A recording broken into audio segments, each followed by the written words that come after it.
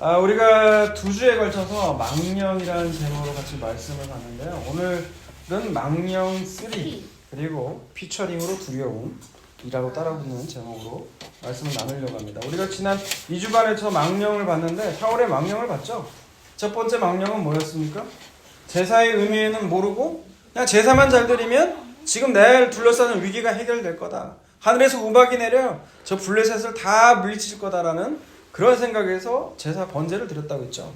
그 망령이 뭡니까? 오늘날에는 강단에서 삶은 하나님 말씀과 상관없어요. 지 원하는 대로, 지가 내키는 대로 살아요. 그런데 예배만 잘 드리면 다 성공한다는 식으로 목회자들이 설교한단 말이에요.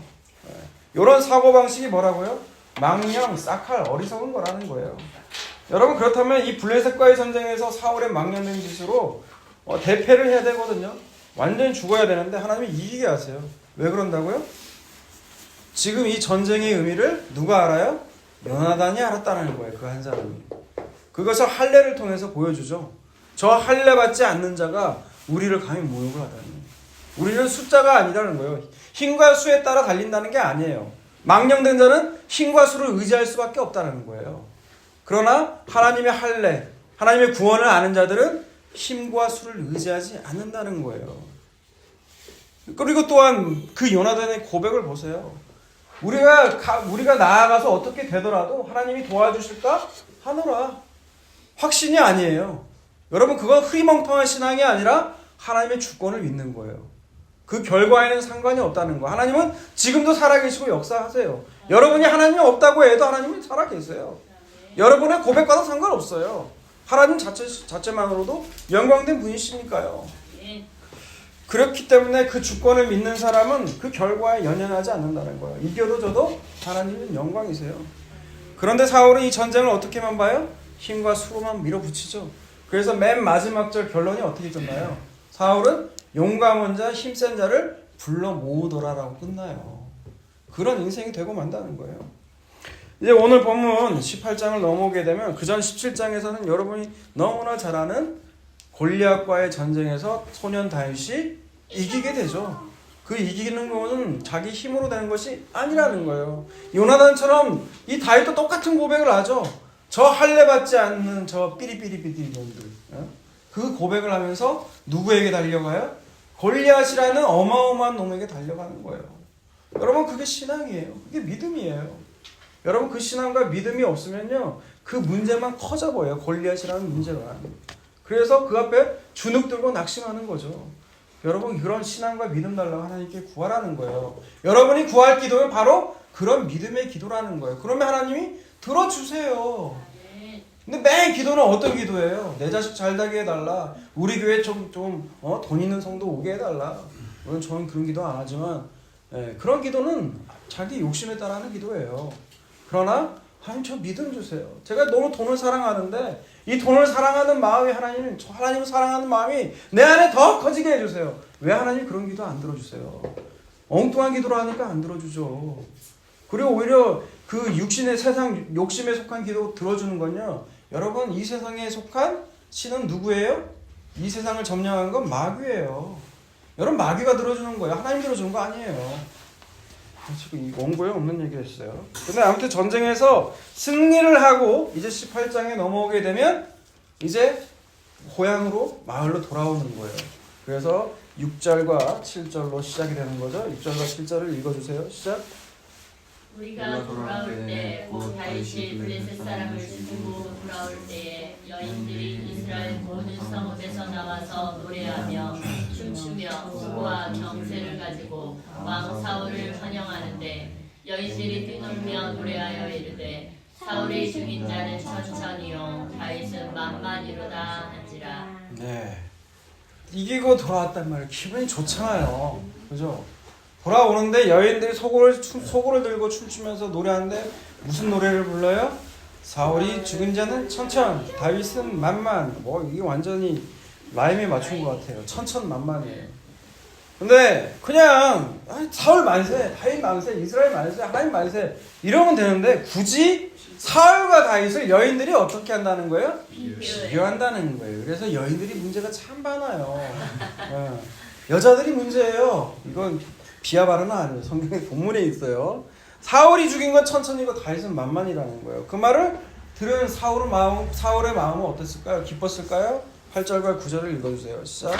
사울이 그 말을 불쾌하여 심히 노하여 이르되 다윗에게는 만만을 돌리고 내게는 천천만 돌리니 그가 더 얻을 것이 나라 말고 무엇이냐 하고 그날부로 사울이 다윗을 주목하였더라. 예, 그 말을 들으니까 사울이 어떻게 됐다고요? 불쾌했다는 거예요. 왜 그래요? 비교당하면 여러분 기분이 좋아요? 불쾌해요? 불쾌해요. 이처럼 누군가를 타인과 비교하는 그 자체는 불쾌해요. 기분 나쁘단 말이에요. 부모님들은요, 자기 자녀들 비교해요? 안 해요? 껐다 가다만 비교해요. 결혼하고 나서도 비교하고요. 결혼 안 하면 더 그렇고요. 비교를 한다고요? 비교를. 그게 비교가 좋은 거예요? 안 좋은 거예요? 안 좋아요. 기분 나쁘게 만드는 거예요. 자녀들은요. 자기 부모 비교해요? 안 해요? 다른 사람 부모하고. 비교질을 한단 말이에요. 왜 우리 집은 이 모양 이 꼴이냐는 거예요. 왜 우리 집은 다른 집은 이렇게 해주는데 왜 내 집 부모는 뭐라고만 했었고 잔소리만 하고 해준 것도 없으면서 이런 비교해요? 안 해요? 속으로라도 하잖아요. 여러분 이런 비교는 어디서 나와요? 마귀로부터 나오는 거예요. 마귀로부터. 어쩔 수가 없어요. 여러분은 누구 자녀니까? 마귀 자녀들이니까. 마귀 자녀니까 마귀의 말을 하고 마귀의 생각을 하는 거예요. 그게 오늘 본문에는 뭘로 등장해요? 비교예요. 비교. 비교는 결국 뭐를 낳느냐? 열등감을 낳게 돼요. 봐봐요. 이 다시 본문으로 보게 되면 이런 비교를 당하니까 사울이 어떻게 말하였다고 그래요? 다윗을 그날부터 주목했다고 그러죠. 그걸 세번역으로 읽어드릴게요. 세번역은 어떻게 말했냐면 그날로부터 사울은 다윗을 시기하고 의심하기 시작하였다라는 거예요. 그러니까 여인들의 비교의 마음이 뭐 사울도 문제가 있는 놈이죠. 그러니까 마음이 들어가니까 이 시기심과 의심을 두니까 다윗에게 한마디로 뭐를 느꼈다? 열등감을 느끼기 시작했다는 거예요. 열등감은 국어사전에 보면 이래요. 자기를 남보다 못하거나 무가치한 인간으로 낮추어서 평가하는 감정이래요. 그런데 이 열등감 여러분 있어요? 없어요? 저는 무지하게 많거든요. 이 열등감이. 딱 하나예요. 결론이. 뭐냐면 내가 가장으로서 돈을 경제적인 능력이 없다는. 이거 아주 환장하겠어요. 요 마음이 들어가면요. 아내가 뭔 말을 해도 무엇은 해도 애들이 뭘 해도요. 그 열등감의 시선으로 해석을 해버리더라고요. 저 자식이 저러는 건 내가 아빠가 돈을 못 번다고 무시하는 거야. 아내가 뭔 말을 하면 저것이 돈 번다고 유세 떠네.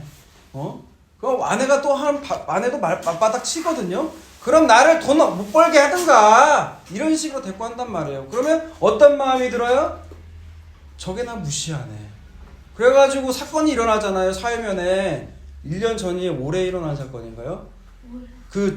그렇게 된 남자가 돈 못 버는 남자가 아내도 무시하고 자식도 무시한다고 해서 망치로 다 때려 죽여버렸잖아요. 저는 그 남자 보면서 저게 나다라고 고백을 할 수밖에 없더라고요.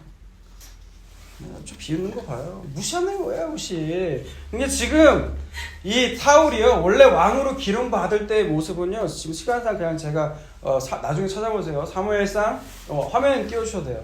사무엘상 10장 21절과 22절 그리고 27절을 보면 왕으로 뽑혔을 때요, 사울은요 자기를 드러내지 않아요.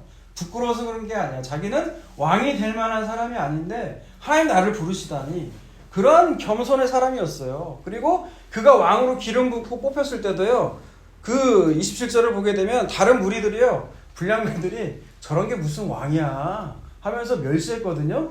그 말을 들었어요, 사울이. 여러분 같으면 어떻게 돼요? 이거 죽었어, 내가 기억해놨다가. 근데요, 그 말을 들었을 때도 잠잠했어요. 이 정도로 포용력이 있었던 사람이에요. 그런데 언제부터 이게 잘못됐어요? 제사를 잘못 드렸죠. 자기 이윤 법대로 망령되게. 그리고 아말렉 가운데 아말렉을 다 진멸하라고 했는데 지 좋은 것대로 남겨뒀죠. 불순종했어요, 말씀에. 그 결과로 하나님의 영이 어떻게 돼요? 떠나가요. 그리고 나중에는 그 떠나가서 다윗, 이 오늘 본문을 보면 여인들의 그 비교 앞에서 그 열등감이 생기기 시작한 거예요. 나중에 그 열등감은 결국 어떻게 돼요? 다윗을 죽이려고 나타난다는 거예요. 그래서 열등감은요, 첫 번째 나를 죽이고요.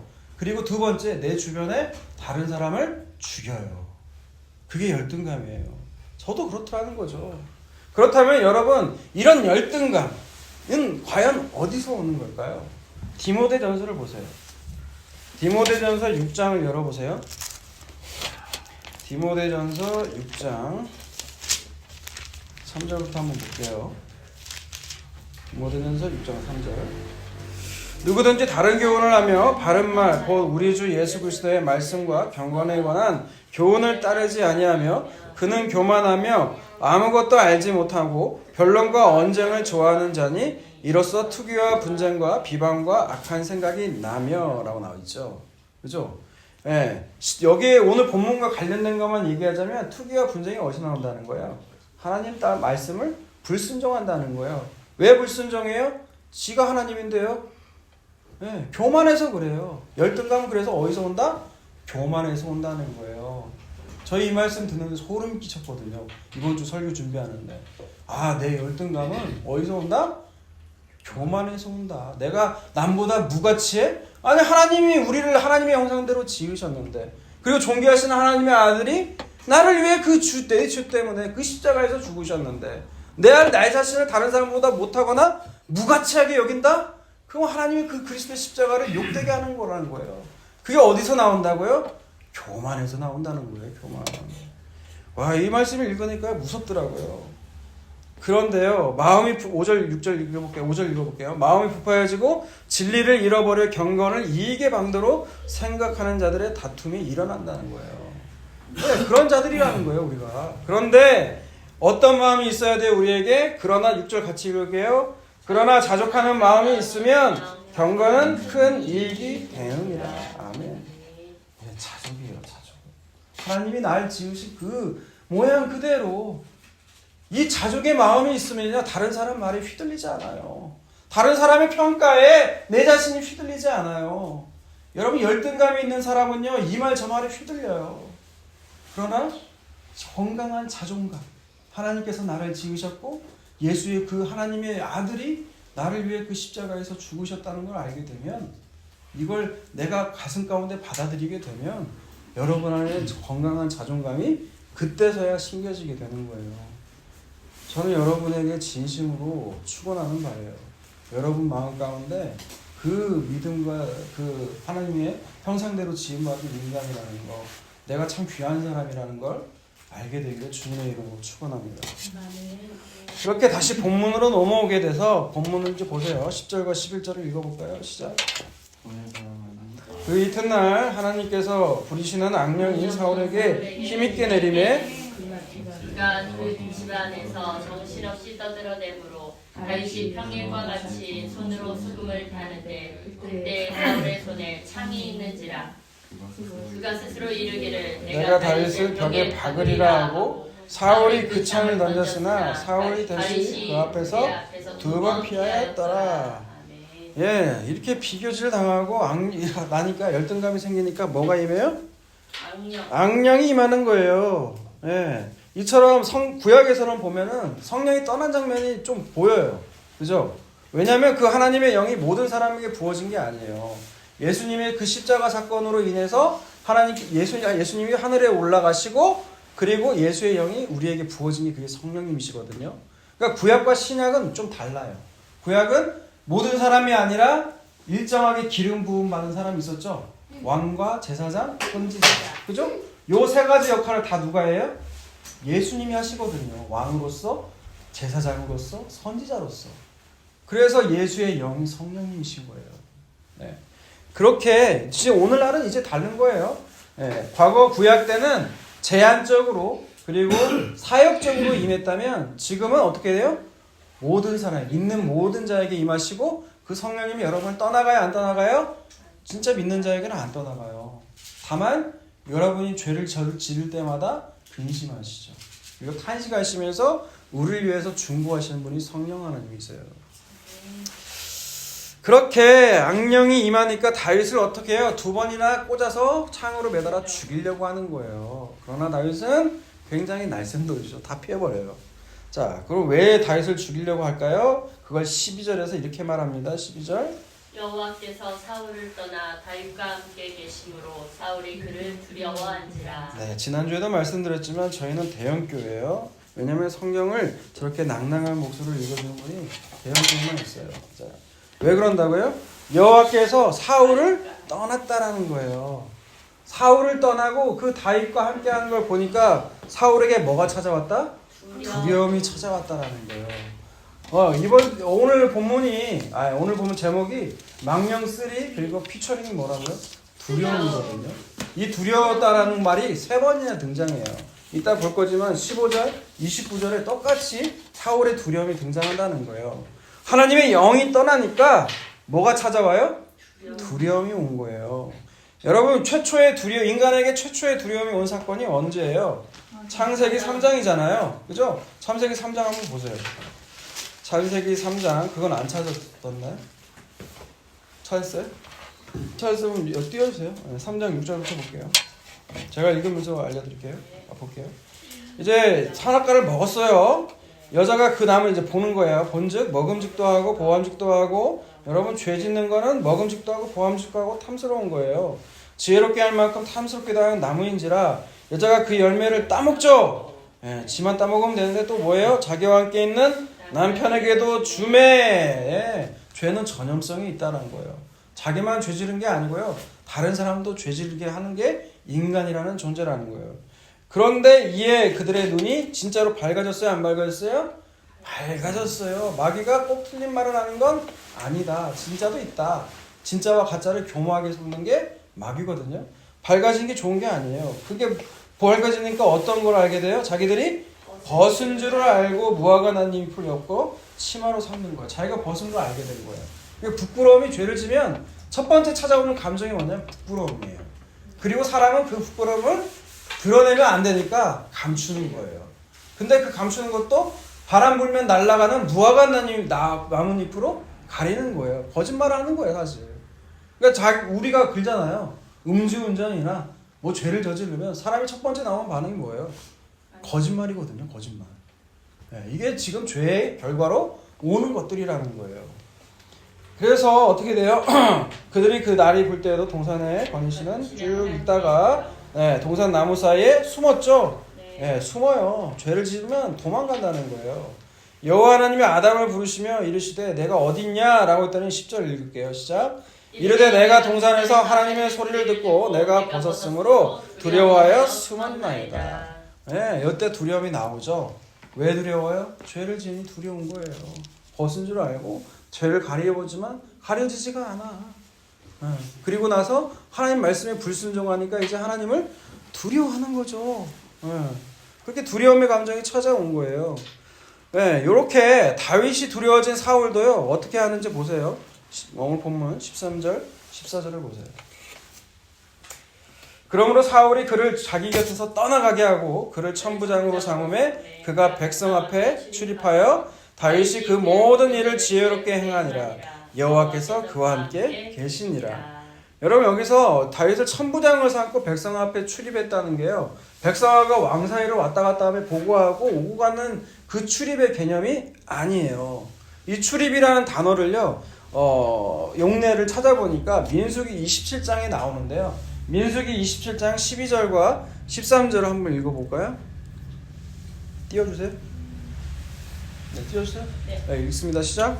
여호와께서 모세에게 이르시되 너는 이 아바림 산에 올라가서 내가 이스라엘 자손에게 준 땅을 바라보라. 온 후에는 내 형 아론이 돌아간 것 같이 너도 그에게로 돌아가리니 이는 신 광야에서 회중이 분쟁할 때에 너희가 내 명령을 거역하고 그 물가에서 내 거룩함을 그들의 목전에 나타내지 아니하였음이니라. 이 물은 신 광야 가데스의 무리바 물이니라. 13절까지 읽은 거예요? 14절까지라고 했네. 27장은 이제 모세가 이제 죽는다는 소리를 하나님한테 듣는 거예요. 모세는 죽을 때도 눈이 꼿꼿했거든요. 눈이 좋았어요. 그 말은 뭐냐면 아직 죽을 때는 아니라는 거예요. 인간의 수명이 찬 건 아니라는. 근데 하나님 모세 너 죽으라고 하는 거예요. 근데 믿음은 뭐예요? 하나님 너 죽어라 그러면 아멘하고 가는 게 믿음이에요. 나 살겠다고 하는 게 아니라. 그런데 이 모세가 죽은 후 그 다음이 문제잖아요. 그 다음 이제 가나안으로 들어가는데 어떻게 해야 될 거냐는 거예요. 그래서 모세가 하나님한테 여쭈는 거예요. 그게 16절과 17절이거든요. 16절, 17절만 읽습니다. 시작.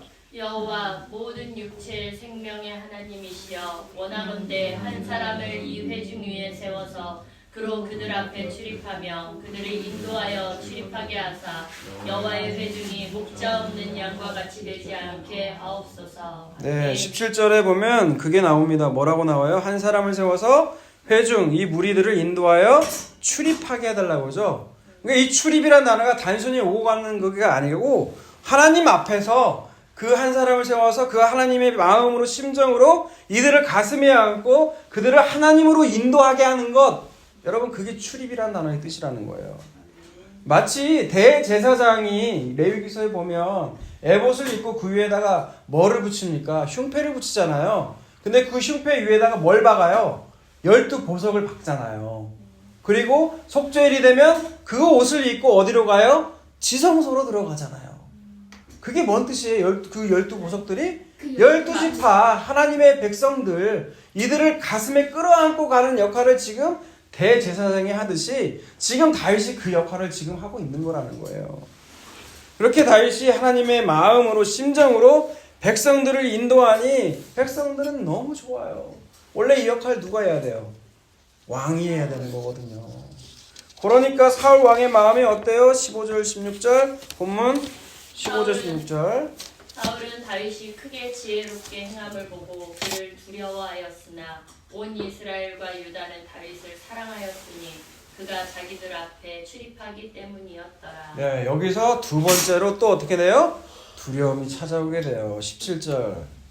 사울이 다윗에게 이르되 내 맏딸 메랍을 내게 아내로 주리니 오직 너는 나를 위하여 용기를 내어 여호와의 싸움을 싸우라 하니 이는 그가 생각하기를 내 손을 그에게 대지 않고 블레셋 사람들의 손을 그에게 대게 하리라 함이라. 네, 여기서 사울의 망령이 나오죠. 여호와의 싸움을 뭐라고 하는 거예요? 나를 위해 싸우는 게 여호와의 싸움이라고 하는 거예요. 이 망령된 자예요. 어리석은 자.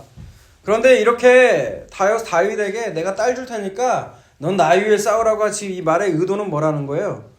가서 블레셋 놈들한테 죽었으면 좋겠다는 거예요. 근데 사실 딸을 주는 거냐, 여러분 골리앗과의 싸우면서 이기면 17장에서 내가 돈도 주고 세금도 면제하고 내가 내 딸도 주겠다고 이미 여러 사람들 앞에서 공언한 거거든요. 그런데 이걸 또 말을 바꾸는 거예요. 여러분 이게 망령이에요. 악령든 자의 특징이에요. 말을 자꾸 바꿔요. 분명히 약속을 했는데 약속이 되어서 내가 했으면 그 약속을 지켜야 되잖아요. 그런데 그 말을 자꾸 바꾸는 거예요. 이게 망령든 자라는 거예요. 여기에 대해서 다윗이 뭐라고 말해요? 18절. 다윗이 사울에게 이르되 내가 누구며 이스라엘 중에 내 친속이나 내 아버지의 집이 무엇이기에 내가 왕의 사위가 되리까? 네. 사실 다윗 집안도 괜찮은 집안이에요. 네. 사울이 또 여러 이새가 부자였어요. 그렇기 때문에 다윗 집도 평민 가운데도 괜찮은 집안이었어요. 그런데 다윗은 자기가 무엇이 간돼. 네, 겸손을 구했다는 거죠. 그리고 19절 보세요. 19절. 사울의 딸 메랍을 다윗에게 줄 시기에 몰라 사람 아드리엘에게 아내로 주었더라. 네, 지가 주기로 해놓고 딸을 딴 놈한테 줘버리죠. 이게 왕령든 놈이에요. 자, 20절. 그러나 20절. 사울의 딸 미갈이 다윗을 사랑하며 어떤 사람이 사울에게 알린지라 사울이 그 일을 좋게 여겨. 네, 근데 또 딸 하나가 있는데 걔가 미갈이에요. 얘는 근데 다윗을 사랑했대요. 그런데 사울은 이걸 좋게 여겼대요. 진짜 아이고 내가 다윗 그렇지 않아서 사이 삼고 싶었는데 야, 딸이 다윗을 좋아하니까 어머 잘됐다 이 말일까요? 21절 보세요. 스스로 이르되 내가 딸을 그에게 주어서 그에게 올무가 되게 하고 블레셋 사람들의 손으로 그를 치게 하리라 하고. 네, 큰딸 줄 때처럼 사울의 마음에 뭐가 있어요? 다윗을 죽이려는 생각밖에 없었다는 거예요. 그리고 22절 읽어주세요. 사울이 그 신하들에게 명령하되 너희는 다윗에게 비밀이 말하여 이르기를 보라 왕이 너를 기뻐하시고 모든 신하도 너를 사랑하나니 그런즉 내가 왕의 사위가 되는 것이 가하니라 하라. 네, 사울에게 자꾸 다윗이 거절할 걸 미리 생각을 하고 왕이 너를 좋아하고 왕의 신하들도 너를 참 아끼니까 거절하지 말라는 거예요. 근데 다윗은 어떻게 하죠? 23절 사울의 신하들이 이 말을 다윗의 귀에 전하매 다윗이 이르되 왕의 사연이 되는 것을 너희는 작은 일로 보느냐 나는 가난하고 천한 사람이라 한지라. 네, 이처럼 다윗은 또 어떻게 해요? 거절을 해요. 그러니까 사울이 말을 하죠. 25절 사울이 이르되 너희는 다윗에게 이같이 말하기를 왕이 아무것도 원하지 아니하고 다만 왕의 원수의 보복으로 블레셋 사람들의 복비 100개를 원하신다 하라 하였으니 이는 사울의 생각에 다윗을 블레셋 사람들의 손에 죽게 하리라 함이라. 네. 25절을 먼저 좀 이해하려면 여러분 그 이스라엘만이 갖고 있는 독특한 문화가 있어요. 그게 뭐냐면 지창금이에요. 지창금. 빙패라고도 하기도 하는데 그게 뭐냐면 남자 쪽에서 여자를 데려오려면 그 여자 신부 쪽에다가 뭐를 줘야 되냐면 거기에 합당한 뭐 물건도 되고 뭐 하도 아무튼 이 대가를 치러야 돼요. 그게 지창금 문화인데 그걸 지금 사울이 요구한 거예요. 그게 뭐예요? 표피예요라고 하나요? 호피 100개예요. 호피는 뭐죠? 남자 성기의 끝에 부분 포경수술 안 한 그 끝을 포피라고 그래요. 그거를 100개 잘라서 갖고 오라는 거예요. 예. 그러니까 돈 줄 필요 없고 그거 잘라 오라는 거예요. 근데 그 의도에는 뭐가 있다고? 블레셋 사람들의 손에 의해서 죽으라고. 그래서 다윗이 어떻게 해요? 26절, 27절. 사울의 신하들이 이 말을 다윗에게 아뢰매 다윗이 왕의 사위 되는 것을 좋게 여김으로 결혼할 날이 차기 전에 다윗이 일어나서 그의 부하들과 함께 가서 블레셋 사람 200명을 죽이고 그들의 부피를 가져다가 수대로와 함께 들여 왕의 사위가 되고자 하니 사울이 그의 딸 미갈을 다윗에게 아내로 주었더라. 네, 다윗도 요 달콤한 말에 넘어가죠. 네. 왕도 나를 좋아하고 그리고 신하들도 나를 아끼니까 그래 가자. 또 왕도 물질을 요구하는 게 아니라 블레셋 놈들 포피 100개라고 하니까 그냥 간 거예요. 근데 진짜로 어떻게 해요? 갖고 온 거예요. 200개로 2배로. 그죠? 그러고 나서 이제 어떤 감정이 또 오냐 사울은 28절 29절. 여호와께서 다윗과 함께 계심을 사울이 보고 알았고 사울의 딸 미갈도 그를 사랑하므로 사울이 다윗을 더욱 두려워하여 평생에 다윗의 대적이 되니라. 네, 이 두려움의 감정은 항상 여호와께서가 나와요. 그죠? 네. 여호와께서 하나님의 사울에게 영이 떠나가고 다윗과 함께 계심으로 미갈도 다윗을 사랑함으로 어떻게 했다고요? 사울은 더욱더 다윗을 두려워했다라는 거예요. 여러분 앞에서도 말씀드렸듯이 이 두려움이라는 건 인간 아담이라는 우리 존재가요. 선악과를 먹고 난 후 생긴 게 이 두려움이거든요. 왜 두려움이 생겨요? 그 전에 선악과를 먹을 때는요. 선악과를 먹기 전에는 하나님이 모든 걸 다 책임지셨어요. 봄, 여름, 가을, 겨울이 와도 뭐 그때가 있었는지 모르겠지만 와도 하나님이 다 책임져 주시니까 두려울 필요가 없어요. 뭐 어떤 짐승이 와도 내 자신을 지킬 필요가 없었다는 거예요. 그런데 선악과를 먹으니까 마귀의 말처럼 진짜 하나님처럼 됐어요. 하나님처럼 됐다는 것이 전지전능함의 그 하나님처럼 되는 게 아니에요. 그게 뭐예요? 선악간의 판단을 누가 해요? 내가 하는 거예요. 내가. 요 선악과에 먹은 모습이 모든 인간에게 있어요? 없어요? 다 있거든요. 요걸 더 줄여서 말을 한다면 뭐냐면 모든 걸 자기 중심으로 사건을 해석하고 판단하는 게 선악과에 먹은 결과라는 거예요. 요 사고방식이 생기니까 나를 지키려면 내가 누가 지켜야 돼? 다 내가 지켜야 되는 거예요. 모든 걸 다 내가 책임져야 되는 거예요. 그래서 인간에게 온 게 두려움이라는 거예요. 두려움. 아무리 우리가 예레미야에서도 봤죠. 자기를 지키기 위해서 웅덩이를 만들어 봐야 밑이 빠진 터진 웅덩이라는 거예요.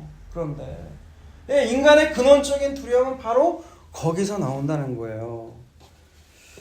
그런데 여기 있죠. 두려움이 찾아온 거라는 거예요. 그래서 요한계시록 21장을 볼게요. 요한계시록 21장. 그래서 요한계시록에 보면 이런 말씀이 있어요. 요한계시록 21장. 쿵쿵거리지 마시고 다 끝났어요, 어린이. 오늘 게임 못할 수 있어요. 그런 식으로 하면 21장 8절. 그러나 두려워하는 자들과 믿지 않는 자들과 흉악한 자들과 살인자들과 음행하는 자들과 점술가들과 우상 숭배하는 자들과 거짓말하는 모든 자들은 불과 유황으로 타는 못에 던져지리니 이것이 둘째 사망이니라. 여러분의 이해를 좀 돕기 위해서 요한계시록을 보려면 성경 구약과 신약을 좀 많이 아셔야 돼요. 요한계시록은 좀 어려워요. 그렇기 때문에 이단들이 아주 판을 치고 한 거예요. 교회에서 요한계시록 강해를 해야 되는데 안 하니까 이단들이 이걸 아주 그냥 날로 그냥 사람 속이는 거예요. 이걸 다 그냥 문자적으로 해석해버리고. 여러분 둘째 사망이 있다는 건 첫째 사망이 있다는 거죠. 첫째 사망은 뭐예요? 우리 육신이 끝나는 거예요. 그게 죽음. 모든 사람의 경우는 죽음이라는 거예요. 둘째 사망은 뭐예요? 최후의 심판이에요. 지금 심판인데 그 심판이 되면 지옥불에 다 던져지는 거예요. 영원한 불에 타는 물과 못에 들어가는 거예요. 여러분 그게 지옥불이에요. 있다는 거예요. 성경은. 그게 둘째 사망인데 누가 먼저 들어가요? 처음 나오잖아요. 여기 보면 누가? 두려워하는 자들. 그래서 성경에서 두려워하는 자들이 들어가는 거예요. 내가 나를 책임지고 여전히 내 중심적으로 살아가는 그 인간들, 예수를 믿지 않는 그 모든 인간들, 그 두려움에서 나오는 거거든요. 믿지 않는, 그래서 보면은 두려워하는 자들과 같이 뭐가 있어요? 믿지 아니하는 자들이 같이 붙어 있잖아요. 또 누가 있어요? 흉악한 자들, 지 멋대로 지가 하나님 돼서 살아가는 놈들. 그리고 또 누가 있어요? 그래서 살인하는 자들. 또 누가 나와요? 음행하는 자들. 하나님이 내가 하나님 됐으니까 다른 것들하고 가늠하는 거예요. 점술과 우상 숭배, 거짓말, 이 모든 자들이 어디로 들어가요? 둘째 사망에 들어가는 거예요. 지옥불에 던져지는 거예요. 그럼 여러분 어떻게 해야 돼요? 여기 계신 여러분들 다 지옥불에 던져질 것 같은데 저하고 할머니 빼고요. 요한일서 4장을 보세요. 요한일서 4장. 요한일서 4장을 볼게요. 7절부터 제가 읽도록 합니다. 사랑하는 자들아 우리가 서로 사랑하자. 사랑은 하나님께 속한 것이니 사랑하는 자마다 하나님으로부터 나서 하나님을 알고 사랑하지 아니하는 자는 하나님을 알지 못하나니 이는 하나님은 사랑이심이라. 이 구절을 안 믿는 사람들도 너무 잘 알아요. 하나님은 사랑이라면서. 근데 그 사랑을 지들 판단에 지들 생각대로 이해하는 거죠. 내가 잘못해도 하나님은 나를 다 구원해서. 물론 구원하시죠. 단 네가 예수를 믿게 될 경우에요. 근데 그 사랑이 하나님의 정말 사람이라면 너희가 하나님의 사랑이듯이 너희 서로 모습 가운데 사랑하는 모습이 마땅히 있어야 된다는 걸 얘기하고 있는 거예요. 자, 9절과 10절 읽어볼까요? 시작. 하나님의 사랑이 우리에게 이렇게 나타난 바 되었으니 하나님이 자기의 독생자를 세상에 보내심은 그로 말미암아 우리를 살리려 하심이라.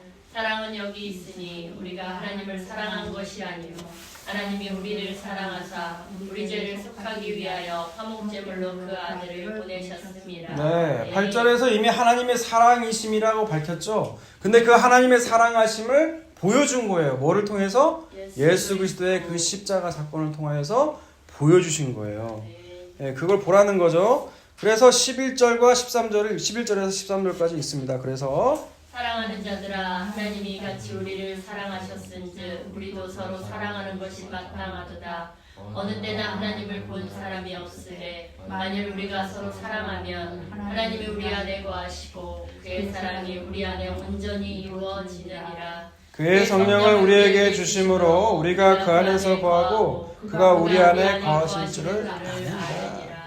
하나님이 이처럼 사랑했다라는 건 예수 그리스도처럼 그 십자가라는 건 여러분 뭐냐면 너무 단순한 거예요. 그게 뭐냐면 나는 죽는 거예요.